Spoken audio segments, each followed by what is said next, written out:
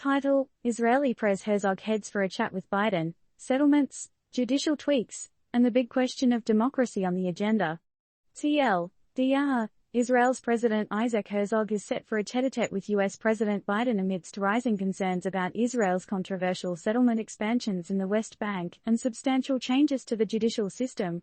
While Herzog is striving to find a middle ground, it's a high-stakes game of policy Jenga, with the balance of democracy, internal peace, and international relations hanging in the balance. Israel's President Isaac Herzog is packing his suitcase for a powwow with his American counterpart, President Biden.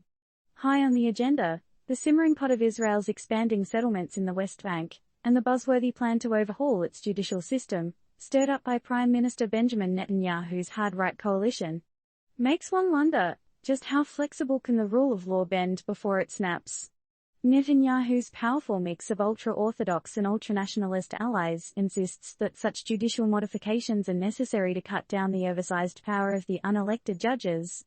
Critics argue, however, that this move could bulldoze Israel's checks and balances system, transforming the country into a real-life episode of authoritarians gone wild. So, will Herzog's appeal for compromise find any takers in this high-stakes game?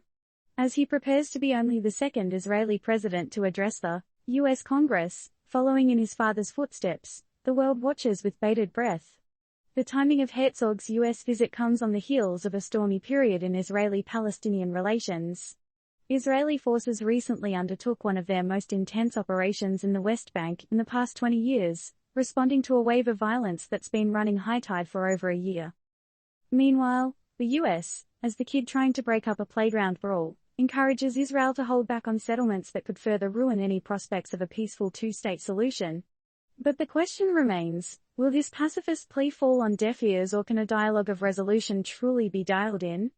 Adding spice to the mix, progressive lawmakers like Ayok, Jamal Bowman, Cori Bush, and Ilhan Omar have pledged to boycott Herzog's speech, as a protest against Israeli policies. Now isn't that a chill pill for diplomatic relations? So, as Herzog steps off the plane and onto American soil, one thing is certain: he carries with him not just his luggage, but the weight of his country's past, present, and potentially its future. But, here's the million-dollar question: can Herzog's diplomacy find a path through this thicket of policy brambles?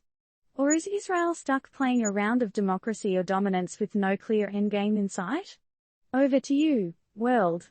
What's your take?